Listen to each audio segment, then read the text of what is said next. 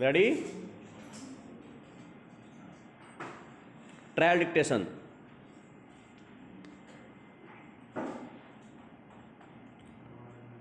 Start. इस प्रकार अभियोजन द्वारा प्रस्तुत समस्त गवाहन के बयानों का गंभीरतापूर्वक विश्लेषण करने पर यह प्रकट होता है कि अभियोजन पक्ष की ओर से महत्वपूर्ण गवाहन पक्षद्रोही घोषित हुए हैं, जिन्होंने अभियोजन पक्ष की कहानी का समर्थन नहीं किया है तथा परिवादी सीताराम द्वारा अपनी अवयस्क पुत्री सरिता के साथ अभियुक्त आस मोहम्मद के द्वारा सामूहिक बलात्कार करने के संबंध में साक्ष्य नहीं दी है तथा अभियुक्त आस मोहम्मद के द्वारा पीड़िता सरिता के साथ सामूहिक बलात्कार करने बाबत अपराध गवाहन के पक्षद्रोही होने व स्वयं पीड़िता के बयान से उसके साथ सामूहिक बलात्कार साबित नहीं होने से धारा 376 उपधारा 2 जी भारतीय दंड संहिता का अपराध साबित नहीं होता है विराम। इसलिए धारा 3 उपधारा 2 व 5 अनुसूचित जाति एवं अनुसूचित जनजाति अधिनियम के अपराध भी साबित नहीं होते हैं विराम। मेन डिक्टेशन ठीक 5 सेकंड बाद स्टार्ट होगी।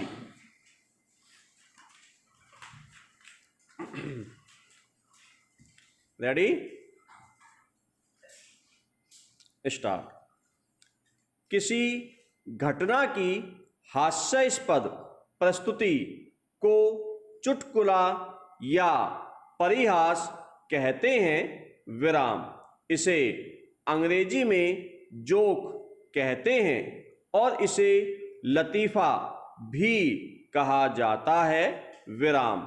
अक्सर कहा जाता है कि लतीफ़े की जान आखिरी जुमले में होती है विराम।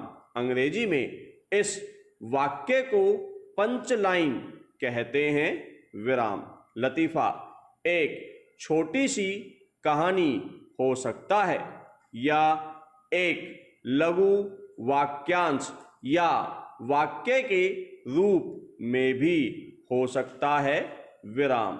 लतीफ़े प्राय मित्रों एवं दर्शकों के मनोरंजन के सरल साधन हैं विराम।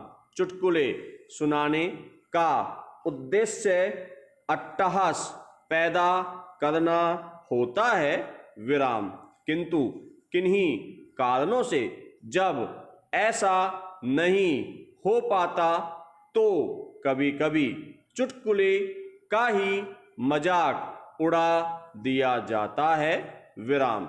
चुटकुलों से मनुष्य का मनोरंजन भी किया जा सकता है तथा मनुष्य के स्वभाव को कुछ समय के लिए बदला जा सकता है विराम पैरा।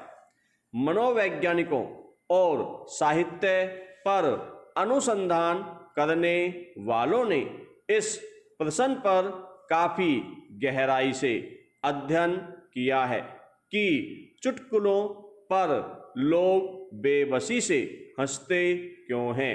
इस विषय को लेकर बहुत से सूक्ष्म प्रश्न सामने आते हैं, जैसे कि ऐसा क्यों है कि एक ही चुटकुला जब एक आदमी सुनाए तो लोग हंसते हैं लेकिन दूसरा सुनाए तो नहीं हंसते।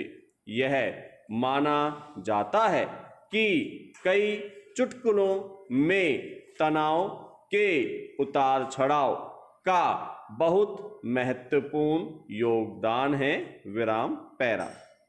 इस लतीफ़े में शुरू में पागलों के भाग उठने से तनाव पैदा होता है और फिर लगता है कि यह तो पागल ही नहीं, इसलिए तनाव कम होता है विराम। लेकिन थोड़ा सा शक बना रहता है विराम। फिर एकदम से तनाव फिर से भड़क उठता है विराम। किसी भी लतीफ़े में यह जरूरी है कि तनाव का यह उतार चढ़ाव आकस्मिक लगे, यानी जहां तनाव बढ़ने की उम्मीद हो वहां उल्टा घट जाए और जहां घटने की संभावना लगे वहां उल्टा बढ़ जाए विराम। अच्छे चुटकुले सुनाने वाले इस तनाव के बहाव को अपने नियंत्रण में रखते हैं विराम। कुछ लतीफ़ों में तनाव का इतना उतार चढ़ाव नहीं होता, लेकिन उनमें भी उम्मीद से कुछ विपरीत होता है जो व्यंग्यपूर्ण ढंग से चौंका जाए विराम पैरा। व्यंग साहित्य की एक विधा है विराम। इसमें किसी व्यक्ति या उसके आचरण की आलोचना, मजाक या गुण की प्रशंसा या विवरण को सीधे सीधे न कहकर किसी व्यक्ति या वस्तु की ओर इशारा करके व्यक्त किया जाता है विराम। व्यंग को मुहावरे में व्यंग्यबाण कहा गया है विराम पैरा। हिंदी भारत और विश्व में सर्वाधिक बोली जाने वाली भाषाओं में से एक है विराम। उसकी जड़ें प्राचीन भारत की संस्कृत भाषा में तलाशी जा सकती है विराम, परंतु हिंदी साहित्य की जड़ें मध्ययुगीन भारत की अवधी, मागधी, अर्धमागधी तथा मारवाड़ी जैसी भाषाओं के साहित्य में पाई जाती है विराम। हिंदी में गद्य का विकास बहुत बाद में हुआ और इसने अपनी शुरुआत कविता के माध्यम से, जो कि ज़्यादातर लोक भाषा के साथ प्रयोग कर विकसित की गई विराम। हिंदी का आरंभिक साहित्य अपभ्रंश में मिलता है विराम।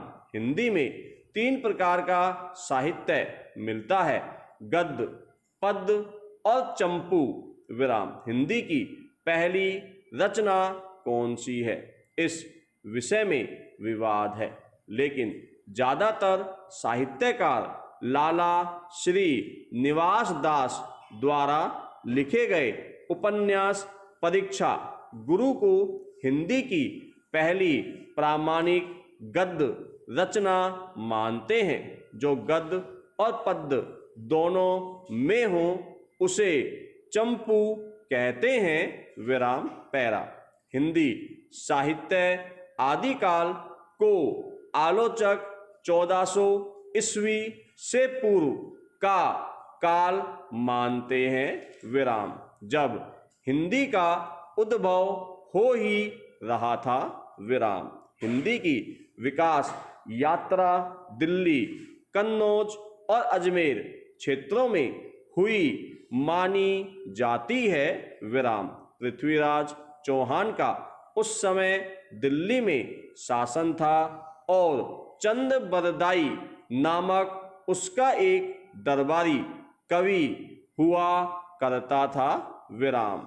चंद बरदाई की रचना पृथ्वीराज रासो है, जिसमें उन्होंने अपने मित्र पृथ्वीराज की जीवन गाथा कही है विराम।